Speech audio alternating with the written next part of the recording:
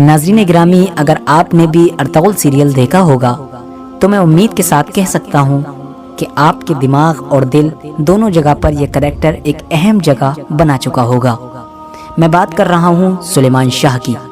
آج کی اس ویڈیو میں ہم جانیں گے ان کے بارے میں کہ آخر سلیمان شاہ کی ریئل ہسٹری کیا ہے اور لہٰذا کیا وجہ رہی کہ ان کی مزار کو ایک جگہ سے دوسری جگہ لے جایا گیا۔ خوش آمدید ویورز، السلام علیکم ورحمۃ اللہ وبرکاتہ۔ میں سرتاج احمد ایوبی، میں ہوں فرجانہ ایوبی۔ آج ہم جس ویڈیو کا ریئیکشن کرنے والے ہیں اس کا ٹائٹل یہ ہے کہ قبیلے کے سردار سلیمان شاہ کی کہانی کیا ہے۔ تو آج کا ویڈیو بہت ہی انٹرسٹنگ ہونے والا ہے۔ میری آپ لوگوں سے گزارش ہے کہ ویڈیو کو اینڈ تک دیکھیے گا اور آپ کو اس ویڈیو کا لنک ڈسکرپشن باکس میں مل جائے گا۔ تو وقت کو بالکل ضائع نہیں کرتے ہیں اور ویڈیو شروع کرتے ہیں۔ ناظرین گرامی، اگر آپ نے بھی ارطغرل سیریل دیکھا ہوگا تو میں امید کے ساتھ کہہ سکتا ہوں کہ آپ کے دماغ اور دل دونوں جگہ پر یہ کریکٹر ایک اہم جگہ بنا چکا ہوگا۔ میں بات کر رہا ہوں سلیمان شاہ کی۔ آج کی اس ویڈیو میں ہم جانیں گے ان کے بارے میں کہ آخر سلیمان شاہ کی ریئل ہسٹری کیا ہے اور لہٰذا کیا وجہ رہی کہ ان کی مزار کو ایک جگہ سے دوسری جگہ لے جایا گیا، اور بتائیں گے کہ آخر انہوں نے اپنی پوری زندگی کیسے گزاری۔ ناظرین گرامی، یہ کہانی ہے سرداروں کے سردار سلیمان شاہ کی، اس سردار کی کہانی کہ جس کے لیے اپنے آباء و اجداد کی روایت ہی سب کچھ تھی۔ ایک ایسے شخص کی کہانی کہ جس نے اپنے باپ دادا کی روایتوں کے لیے اور اپنے باپ دادا کی روایتوں کو باقی رکھنے کے لیے اپنی جان تک ہتھیلی پر رکھ دی۔ اس سردار کے لیے اسلام کا پرچم سب سے اوپر تھا، اسلام کی بقا سب سے اہم تھی، اس کے علاوہ اس کو اپنی جان کی بھی کوئی پرواہ نہیں تھی۔ میں بات کر رہا ہوں قائی قبیلے کے سردار حضرت سلیمان شاہ صاحب کی۔ ناظرین گرامی، حضرت سلیمان شاہ جو قائی قبیلے کے سردار تھے، وہ ارطغرل غازی کے والد اور سلطنت عثمانیہ کی بنیاد رکھنے والے عثمان اول کے دادا تھے۔ انہوں نے ہمیشہ اسلام کے احکام کی حفاظت کی اور اللہ کے تمام احکام کو ہر چیز پر مقدم رکھا اور جنگ میں کبھی بھی اپنے نفس کو اپنے اوپر غالب نہیں آنے دیا۔ ناظرین گرامی، 13ویں صدی عیسوی کے شروع میں شاہان خوارزم کی قوت اپنے شباب پر تھی۔ وہ لوگ وسط ایشیا میں موجود تمام مسلم ریاستوں کا خاتمہ کر رہے تھے۔ ان کا صرف ایک ہی مقصد تھا کہ اسلامی ریاست کو ایشیا سے ختم کر کے اپنی ریاست قائم کرنا۔ لیکن ان کا جب یہ مقصد پورا ہونے ہی والا تھا، بالکل آخری وقت میں چنگیز خان نام کے ایک طوفان نے ان کے تمام خوابوں پر پانی پھیر دیا۔ لہٰذا جب چنگیز خان کا اس علاقے پر حملہ ہوا تو وہاں سے تمام ترک قبائل بھاگنا شروع ہو گئے۔ ان بھاگنے والے تمام قبیلوں میں سے کچھ قبیلے تو عراق کی طرف چلے گئے اور کچھ قبیلے وسط ایشیا یعنی اناطولیہ کی جانب گئے۔ انہی قبیلوں میں سے ایک قبیلہ قائی قبیلہ تھا اور اسی قائی قبیلے کے سردار کا نام سلیمان شاہ تھا۔ حضرت سلیمان شاہ 13ویں صدی عیسوی کے شروع میں اپنے قبیلے کے ساتھ ہجرت کر کے ایران آئے اور ایران سے اپنے قبیلے کے ساتھ ہی اناطولیہ کی جانب چلے گئے۔ لہٰذا سلیمان شاہ اپنے قبیلے کو ایک ایسی جگہ آباد کرنا چاہتے تھے جہاں پر مسلم ریاست قائم ہو تاکہ منگولوں سے ان کا پورا قبیلہ محفوظ رہ سکے۔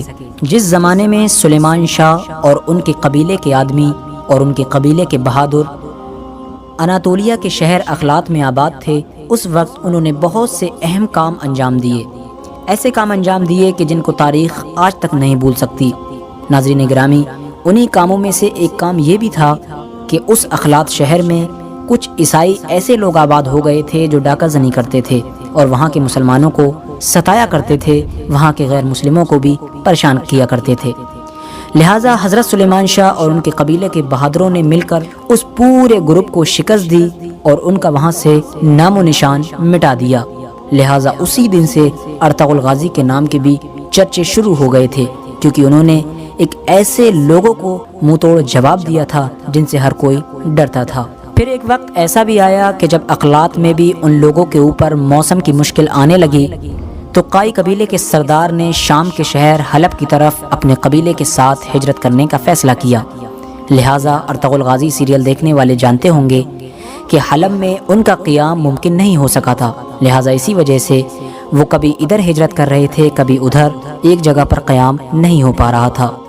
یہ ہجرت کا سلسلہ جاری ہی تھا کہ اچانک سے سلیمان شاہ کی ایک دریا میں ڈوبنے کی وجہ سے وفات ہو گئی، اور اس وفات کے بعد ان کے جسم کو اس دریا کے پاس ہی دفن کر دیا گیا۔ کہا جاتا ہے کہ جس دریا میں ڈوب کر حضرت سلیمان شاہ کی وفات ہوئی وہ دریا دریائے فرات تھا۔ کچھ اتہاسکاروں کا یہ بھی ماننا ہے کہ ان کی دریا میں ڈوبنے کی وجہ سے موت نہیں ہوئی تھی، بلکہ دریا میں غسل کرتے وقت وفات ہوئی تھی، لیکن اکثر کا یہی کہنا ہے کہ ان کی موت ایک سفر کے دوران دریا کو پار کرتے ہوئے گر کر ڈوبنے کی وجہ سے ہوئی تھی۔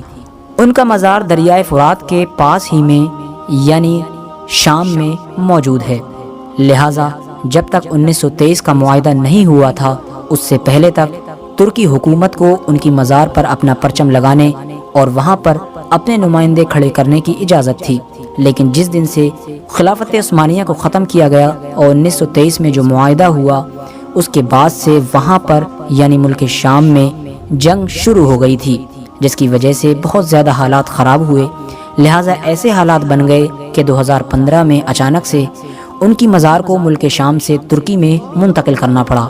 ترکی حکومت نے بڑا سوچ سمجھ کر یہ فیصلہ لیا اور 2015 میں ان کی مزار کو ملک شام سے ترکی ملک میں منتقل کرا لیا۔ ناظرین گرامی، یہ بڑی ہی حیرت کی بات ضرور ہے کہ کوئی بھی مزار ایک جگہ سے دوسری جگہ کیسے جا سکتی ہے، لیکن یہ یقیناً ہوا ہے۔